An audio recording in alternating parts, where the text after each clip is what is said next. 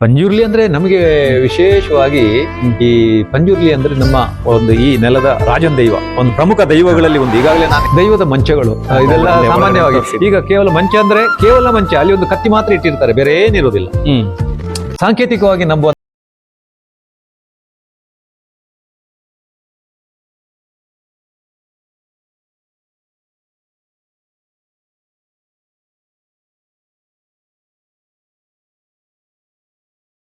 ಈಗ 2330 ದೈವಗಳವರೆಗೆ ಹೋಗಿದೆ ಸಂಖ್ಯೆ.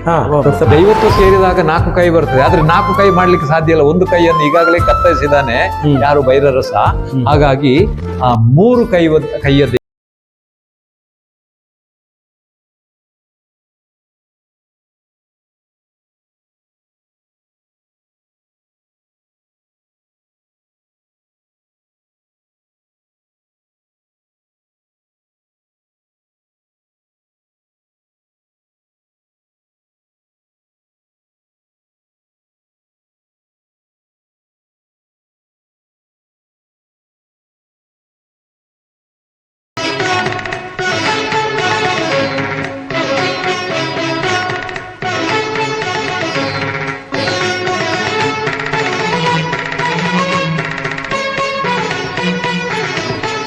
ಸರ್ ಇದ್ರ ಬಗ್ಗೆ ಹೇಳಿ ಸರ್.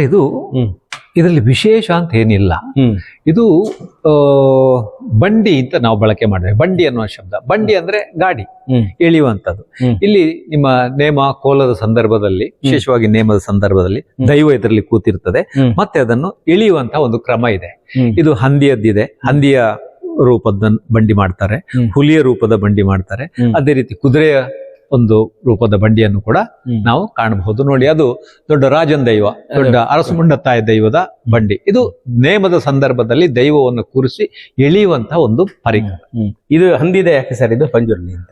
ಪಂಜುರ್ಲಿ ಅಂದ್ರೆ ನಮಗೆ ವಿಶೇಷವಾಗಿ ಈ ಪಂಜುರ್ಲಿ ಅಂದ್ರೆ ನಮ್ಮ ಒಂದು ಈ ನೆಲದ ರಾಜನ್ ದೈವ, ಒಂದು ಪ್ರಮುಖ ದೈವಗಳಲ್ಲಿ ಒಂದು. ಈಗಾಗಲೇ ನಾನು ಹೇಳಿದೆ, ಈಗ 100 ದೈವಗಳ ಒಂದು ಪತ್ತೆ ಆಗಿದೆ ನಮ್ಮಲ್ಲಿ ಅಂತೇಳಿ. ಅದರಲ್ಲಿ ಪಂಜುರ್ಲಿ ದೈವ, ಪಂಜುರ್ಲಿ, ಜುಮಾದಿ, ಜಾರಂದಾಯ ಇಂತಹ ದೈವಗಳಿಗೆ ವಿಶೇಷವಾದ ಸ್ಥಾನಮಾನ.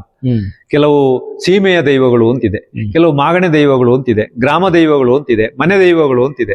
ಅಂತದ್ರಲ್ಲಿ ಇದು ಈ ಪಂಜುರ್ಲಿ, ನಿಮ್ಮ ಪಂಜುರ್ಲಿ ಅನ್ನುವಂಥದ್ದು. ಪಂಜುರ್ಲಿ ಅಂತ ಎಕ್ಸಾಕ್ಟ್ಲಿ ಏನು ಕನ್ನಡದಲ್ಲಿ? ಪಂಜುರ್ಲಿ ಅಂದ್ರೆ ಪಂಜಿದ ಕುರ್ಲೆಯನ್ನೇ ಪಂಜುರ್ಲಿ ಅನ್ನುವಂತ.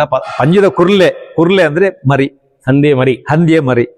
ಹಂದಿಯ ಮರಿ ಪಂಜುರ್ಲಿ ಅನ್ನುವಂತ ಶಬ್ದ ಈ ಪಂಜಿದ ಕುರ್ಲೆಯಿಂದ ಹುಟ್ಟಿಕೊಂಡು ಬಂದದ್ದು ಅಂತ ನಾವು ಹೇಳುವಂಥದ್ದು. ಕುರ್ಲೆ ಅಂದ್ರೆ ಮರಿ, ಪಂಜುರ್ಲಿ ಮರಿ. ದೈವದ ಮಂಚಗಳು ಇದೆಲ್ಲ ಸಾಮಾನ್ಯವಾಗಿ ಈಗ ಕೇವಲ ಮಂಚ ಅಂದ್ರೆ ಕೇವಲ ಮಂಚ, ಅಲ್ಲಿ ಒಂದು ಕತ್ತಿ ಮಾತ್ರ ಇಟ್ಟಿರ್ತಾರೆ, ಬೇರೆ ಏನಿರೋದಿಲ್ಲ. ಸಾಂಕೇತಿಕವಾಗಿ ನಂಬುವಂತ ಕ್ರಮ ನಮ್ಮಲ್ಲಿದೆ. ದೈವದ ಮಂಚ. ಓಕೆ.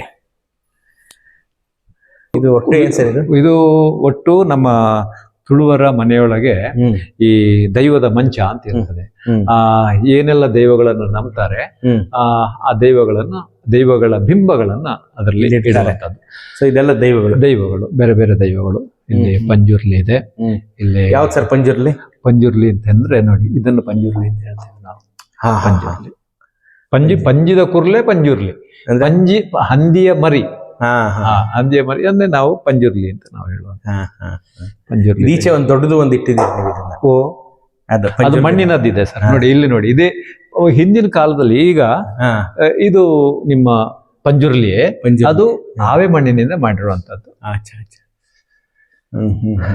ಇದು ಬೇರೆ ಬೇರೆ ದೈವಗಳಿಗೆ ಸಂಬಂಧಪಟ್ಟ. ಇದ್ರ ಹಿಂದೆ ಕೆದಕ್ತಾ ಹೋದ್ರೆ ಬೇರೆ ಬೇರೆ ಕಥೆಗಳೆಲ್ಲ ನೋಡಿ. ಇದಕ್ಕೆ ಉದಾಹರಣೆಗೆ ಒಂದು ಕತೆ, ನಾನು ಈ ಒಂದು ದೈವದ ಇದನ್ನು ನೋಡಿ ನೀವು ಇತ್ತೀಚೆಗೆ ಈ ಯಾವ ದೈವ, ಈಗ ಸಾಮಾನ್ಯ ನಮ್ಮ AC ಬರ್ನೆಲ್ಲ ಅವನ ಒಂದು ದೈವಾರಾಧನೆಗೆ ಸಂಬಂಧಪಟ್ಟ ಹಾಗೆ ಅಧ್ಯಯನ ಮಾಡಿದಾಗ ಸುಮಾರು 133 ದೈವಗಳ ಬಗ್ಗೆ ಅವ ಉಲ್ಲೇಖ ಮಾಡಿದ್ದ.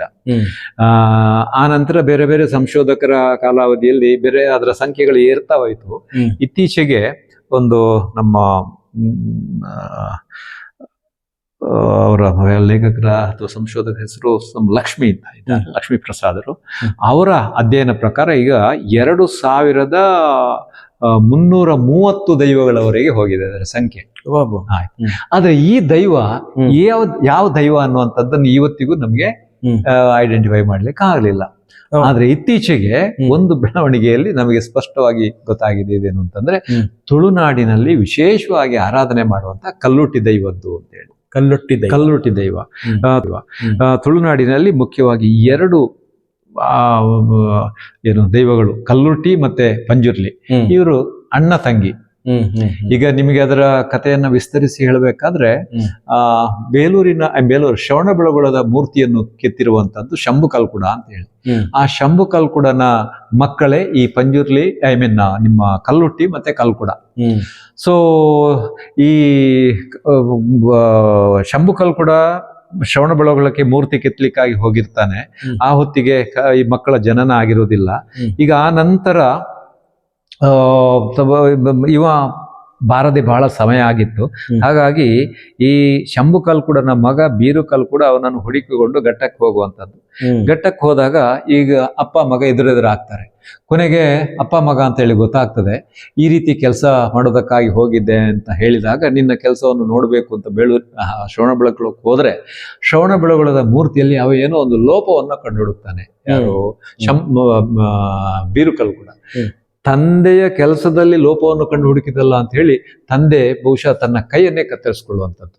ಈ ರೀತಿಯ ಒಂದು ಪಾಡ್ದನದಲ್ಲಿ ವಿಚಾರ ಬರ್ತದೆ. ಅದೇನೇ ಅದು ಇಮ್ಮೇಟ್ ಇದೆಯಲ್ಲ ನಮಗೆ. ಸೊ ಇಲ್ಲಿ ಕಲ್ಕುಡ ಮತ್ತೆ ಕಲ್ಲುಟಿ ಇವರು ಅಣ್ಣ ತಂಗಿ. ಸೊ ಈ ಹೊತ್ತಿಗೆ ಏನಾಗಿದೆ ಅಂತಂದ್ರೆ, ಈ ನಮ್ಮ ಕಾರ್ಕಳದ ಬೈರರಸ ಏನಿದ್ದಾನೆ, ಪಾಂಡ್ಯಪ್ಪ ಬೈರರಸ, ಅವ ಒಂದು ಮೂರ್ತಿಯನ್ನ ಕೆತ್ತಿಸ್ತಾನೆ. ವಿಶೇಷವಾಗಿ ಬಾಹುಬಲಿಯ ಮೂರ್ತಿಯನ್ನ ಕೆತ್ತಿಸುವಂಥದ್ದು. ಕೆತ್ತಿಸಿದ ಇದರ ಪ್ರತಿಷ್ಠಾಪನೆಯ ಕಾಲ 1432. 1432ರಲ್ಲಿ ಕಾರ್ಕಳದ ಪಾಂಡ್ಯಪ್ಪ ಬೈರರಸ ಆ ಮೂರ್ತಿಯನ್ನ ಬಾಹುಬಲಿಯ ಮೂರ್ತಿಯನ್ನು ಪ್ರತಿಷ್ಠಾಪನೆ ಮಾಡುವಂಥದ್ದು. ಪ್ರತಿಷ್ಠಾಪನೆ ಮಾಡಿದ ನಂತರ ಇವನಿಗೆ ಚಂದ್ರಮ ಕವಿ ಅಂತೇಳಿ, ಬಹುಶಃ ಅದು 1446 ಅಂತ ಕಾಣ್ತದೆ. ಅವ ಬರೆದಂತ ಕೃತಿಯಲ್ಲಿ ಏನ್ ನಮಗೆ ಮಾಹಿತಿ ಸಿಗ್ತದೆ ಅಂತಂದ್ರೆ, ಈ ರೀತಿಯ ವಿಶೇಷವಾದಂತಹ ಮೂರ್ತಿಯನ್ನು ಕೆತ್ತಿಸಿದ ಬೀರು ಕಲ್ಕುಡನಿಗೆ ಪಾಂಡ್ಯಪ್ಪ ಬೈರರಸ ಮಾನಸನ್ಮಾನ ಮಾಡಿದ ಅಂತ. ಮಾನಸನ್ಮಾನ ಮಾಡಿದ್ದು ಅಂತಂದ್ರೆ, ಅವನಿಗೆ ಕಾಲಿಗೆ ಕಡಗ, ಉತ್ತರ್ಯ ಎಲ್ಲ ಕೊಟ್ಟು ಸನ್ಮಾನ ಆಯಿತು ಅಂತ ಆಸ್ಥಾನ ಕವಿ ಬರೀತಾನೆ. ಆದರೆ ಅದೇ ಜನಪದರು ಏನು ಹೇಳ್ತಾರೆ ಅಂತಂದ್ರೆ, ಇದೇ ಪಾಂಡ್ಯಪ್ಪ ಬೈರರಸ ಕಾರ್ಕಳದಲ್ಲಿ ಏನು ಬೀರು ಕಲ್ಕುಡ ಮೂರ್ತಿಯನ್ನು ಕೆತ್ತಿಸಿದಾನೆ, ಅಂತಹ ಮೂರ್ತಿಯನ್ನು ಇವ ಇನ್ನೆಲ್ಲಿಯೂ ಕೆತ್ತಬಾರದು. ಒಂದು ವೇಳೆ ಕೆತ್ತಿದ್ದೆ ಆದ್ರೆ ನನ್ನ ಪ್ರತಿಷ್ಠೆಗೆ ಅಥವಾ ನನ್ನ ಹೆಚ್ಚುಗಾರಿಕೆಗೆ ಒಂದು ಕಮ್ಮಿ ಆಗ್ತದೆ ಅಂತ ಹೇಳಿ ಅವನ ಕೈಕಾಲು ಕತ್ತರಿಸಿದ ಅನ್ನುವಂಥ ಮಾತು ಬರ್ತದೆ. ಒಂದು ಕಡೆಯಲ್ಲಿ ಲಿಖಿತ ಸಾಹಿತ್ಯದಲ್ಲಿ ನಿಮಗೆ ಮಾನಸನ್ಮಾನ ಆಯಿತು ಅಂತ ಹೇಳಿ ಜನಪದರು ಹೇಳ್ತಾರೆ, ಈ ರೀತಿಯ ಮೂರ್ತಿಯನ್ನು ಇನ್ನೆಲ್ಲಿಯೂ ಕೆಲವು ಕೈಕಾಲನ್ನು ಕತ್ತರಿಸಿದ ಅಂತ ಹೇಳಿ. ಈಗ ನಾವು ಯಾವುದನ್ನು ಜನಪದರ ವಾದವನ್ನು ನಂಬಬೇಕೋ ಅಥವಾ ಲಿಖಿತ ದಾಖಲೆಯನ್ನು ನಂಬಬೇಕೋ ಅನ್ನೋ ಒಂದು ವಿಚಾರ ಬರುವಾಗ, ಬಹುಶಃ ಈ ಜನಪದರು ಯಾವ ಕಾಲಕ್ಕೂ ಸುಳ್ಳು ಹೇಳುವವರಲ್ಲ, ಸುಳ್ಳು ಹೇಳುವ ಅಗತ್ಯವೂ ಇಲ್ಲ. ಇವರು ರಾಜನಿಂದ ಎಷ್ಟೋ ದೂರ ಇರುವವರು, ಯಾವ ಕಾಲಕ್ಕೂ ಮುಖಾಮುಖಿ ಆಗುವಂತ ಪ್ರಶ್ನೆ ಇಲ್ಲ. ಹಾಗಾಗಿ ಜನಪದರ ವಾದ ಖಂಡಿತ ತಿರುಳು ಇರ್ತದೆ ಅನ್ನುವಂಥದ್ದನ್ನು ನಾವು ಅಲ್ಲಗಳಿಲಿಕ್ಕೆ ಆಗುದಿಲ್ಲ ಅನ್ನುವಂಥದ್ದನ್ನು ಸಾಮಾನ್ಯವಾಗಿ ಈಗ ನಾವು ಹೇಳುವಂಥದ್ದು. ಅದು ಏನೇ ಇರಲಿ, ಆ ವಿಚಾರ ಬೇರೆ. ಸೊ ಈಗ ಆ ಮೂರ್ತಿಯನ್ನು ಕೆತ್ತಿಸಿದ ಇತ್ತೀಚೆಗೆ ಒಬ್ರು ಈ ಕಲ್ಲುಟಿ ದೈವಕ್ಕೆ ಕಟ್ಟುವವರು ಬಂದಾಗ, ಇದನ್ನು ನೋಡಿದ ಕೂಡಲೇ ಇನ್ಸ್ಟಂಟ್ ರಿಪ್ಲೈ ಅವರದ್ದು ಏನು ಅಂತಂದ್ರೆ, ಅದು ಕಲ್ಲುಟಿ ದೈವದ್ದು ಅಂತ ಹೇಳಿ. ಯಾಕೆ ಕಲ್ಲುಟಿ ದೈವ ಅಂತಂದ್ರೆ, ನೋಡಿ ಇದಕ್ಕೆ 3 ಕೈ ಅಂತ. ದೈವತ್ವಕ್ಕೆ ಏರಿದಾಗ 4 ಕೈ ಬರ್ತದೆ. ಆದ್ರೆ 4 ಕೈ ಮಾಡ್ಲಿಕ್ಕೆ ಸಾಧ್ಯ ಇಲ್ಲ. ಒಂದು ಕೈಯನ್ನು ಈಗಾಗಲೇ ಕತ್ತರಿಸಿದಾನೆ ಯಾರು? ಬೈರರಸ. ಹಾಗಾಗಿ ಆ 3 ಕೈಯ ದೈವ. ಇಲ್ಲಿ ದೈವದ ಒಂದು ವಿಶೇಷ ನೋಡಿ, ಸಾಮಾನ್ಯವಾಗಿ ಉಗ್ರ ಸ್ವರೂಪದಲ್ಲಿರುವಾಗ ಕೈಯಲ್ಲಿ ಆಯುಧ ಇರಲೇಬೇಕು. ಆದ್ರೆ ಇಲ್ಲಿ ಉಗ್ರ ಸ್ವರೂಪ ಇದೆ, ನಿರಾಯುಧವಾಗಿ ಅಥವಾ ಅಭಯ ಹಸ್ತ ನಾವು ಕಾಣಬಹುದು. ಸೊ ಇಲ್ಲಿ ಈ ಒಂದು ಮೂರ್ತಿಗೆ 3 ಕೈ. ಹಾಗಾಗಿ ಬೀರು ಕಲ್ಕುಡನ ಕೈ ಕಾಲು ಕತ್ತರಿಸಿನೋ ಬಿಟ್ಟನೋ ಪ್ರಶ್ನೆ ಬೇರೆ. ಇಲ್ಲಿ ಅವನಿಗೆ ಮತ್ತಷ್ಟು ಒಂದು ಆಕ್ರೋಶ ಬರಬೇಕು ಅಥವಾ ಅವನನ್ನು ಮತ್ತಷ್ಟು ಒಂದು ಹಿನಾಯವಾಗಿ ಕಂಡ ಪ್ರತೀಕವಾಗಿ ತಂಗಿ ಕಾಳಮ್ಮನ ಕೈ ಕತ್ತರಿಸಿದ ಒಂದು ವಾದ. ಹಾಗೆ ಇಲ್ಲಿ ದೈವಕ್ಕೆ ಕಟ್ಟುವ ವ್ಯಕ್ತಿಯ ಒಬ್ಬರು ಇದನ್ನು ಇದು ಕಲ್ಲುಟಿ ದೈವದ್ದು ಅಂತ ಹೇಳಿದ್ರು. ಮತ್ತೆ ಕೆದಕಿ ವಿಚಾರ ಕೇಳಲಿಕ್ಕೆ ಹೋಗುವ ಅವರು ಅದನ್ನು ತಿರುಗಿಸಿಬಿಟ್ರು. ಇಲ್ಲ ಅದು ನನಗೆ ಸ್ಪಷ್ಟತೆ ಇಲ್ಲ, ಹಾಗೆ ಹೀಗೆ. ಈಗ ಏನಾಗಿದೆ ಅಂದ್ರೆ, ಯಾವುದೇ ಒಂದು ವಿಚಾರದ ಬಗ್ಗೆ ಮಾತಾಡುವ ಕೂಡ 1000 ಬಾರಿ ಆಲೋಚನೆ ಮಾಡ್ತಾರೆ. ಅದು ಏನೇ ಇರ್ಲಿ, ನಮಗೆ ಅದು ಬಿದ್ದು ಹೋಗ್ಲಿಲ್ಲ. ಇದು ಕಿರೀಟ ಅನ್ನೋದು ಸರ್, ಅದು ಯಕ್ಷಗಾನ ಮರದ ಕಿರೀಟ. ಅದು ಇದು ಮರದ ಕಿರೀಟ. ಅದು ಬಹಳ ಹತ್ತಿಯಷ್ಟು ಹಗುರ ಇದೆ ಸರ್. ಅದು ಮರದ ಕಿರೀಟ. ಇದು ಕೆಲವು ದೈವಕ್ಕೆ ಸಂಬಂಧಪಟ್ಟ ಆಯುಧ, ಬಬ್ಬರಿಯನ ಆಯುಧ. ಅದು ಬಬ್ಬರಿಯ ತುಳುನಾಡಿನ ವಿಶೇಷವಾದ ಒಂದು ದೈವ. ಮುಸ್ಲಿಂ ಸಮುದಾಯದಿಂದ ಹುಟ್ಟಿ ಬಂದ, ಅಥವಾ ಒಂದು ಅಪ್ಪ ಮುಸ್ಲಿಂ ಮತ್ತೆ ಒಂದು ಜೈನ ಧರ್ಮಕ್ಕೆ ಸೇರಿದಂತಹ ಹೆಣ್ಣು. ಸೊ ಇವರ ವಿವಾಹ ಆಗ್ತದ್ರ ಬಹಳ ದೀರ್ಘ ಇದೆ ಅದು ಪಾಡ್ದನ ಅಥವಾ ಅದರ ಹಿನ್ನೆಲೆ. ಅವರಿಗೆ ಜನಿಸಿದಂತಹ ಮಗುವೆ ಈ ಬಬ್ಬರಿಯ ಕರಾವಳಿಗರ ಅಥವಾ ಮುಖ್ಯವಾಗಿ ಮೊಗವೀರ ಸಮುದಾಯದವರ ಆರಾಧ್ಯ ದೈವ. ಮುಸ್ಲಿಂ ಹಿನ್ನೆಲೆ ಇರುವಂತ ಒಂದು ಇದು ಜಾರು ಹರಿವಣ ಅಂತ ಹೇಳಿದ್ದಾರೆ. ಜಾರು ಹರಿವಣ ಅಂತಂದ್ರೆ ಇದಕ್ಕೆ ಚಕ್ರ ಇದೆ, ಚಕ್ರದ ಮುಖಾಂತರ ಜಾರಿಸುವಂತದ್ದು. ಹಿಂದಿನ ಕಾಲ ನೋಡಿ, ಇದಕ್ಕೆ ಬಾಜ್ರ ಅಂತ ಹೇಳ್ತಾರೆ.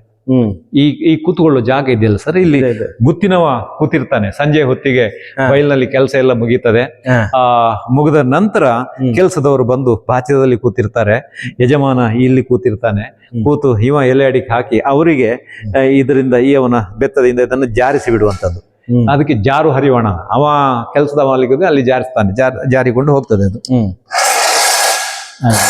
ಮತ್ತೆ ಅವ ತಿಂದಾದ ಮೇಲೆ ಎತ್ತಿಕೊಂಡು ಬಂದಿಡ್ಬೇಕು. ಅವ ಒಂದು ನೇರ ಜಾರಿಸಿ ಬಿಡುವ ಆಗಿಲ್ಲ, ಯಜಮಾನಿಗೆ ಕೊಡುವ ಗೌರವ ಕೊಡಬೇಕು. ಸೊ ಇನ್ನೊಂದು ಇದು ನೋಡಿ, ಇದೆಲ್ಲ ಅಡಿಕೆ ಕತ್ತರಿಸೋದು.